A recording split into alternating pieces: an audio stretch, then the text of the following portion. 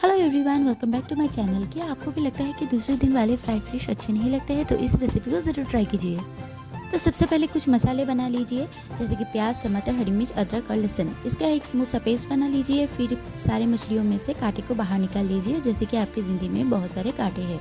फिर एक चूल्हे पे कढ़ाई को चढ़ा दीजिए और कढ़ाई को गर्म कर लीजिए। फिर उसमें दीजिए सरसों का तेल और तेल गर्म होने के बाद सारे मसाले को इसमें डालकर अच्छे से नमक, हल्दी और लाल मिर्च के साथ भून लीजिए। तीखा आपको जितना ज़्यादा पसंद हो आप उस हिसाब से इसमें दीजिए।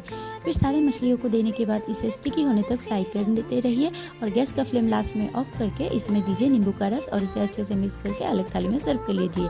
अगर आपको भी लगता है ये बात सही है तो आप भी इस रेसिपी को ज़रूर ट्राई कीजिए। Thank you for watching.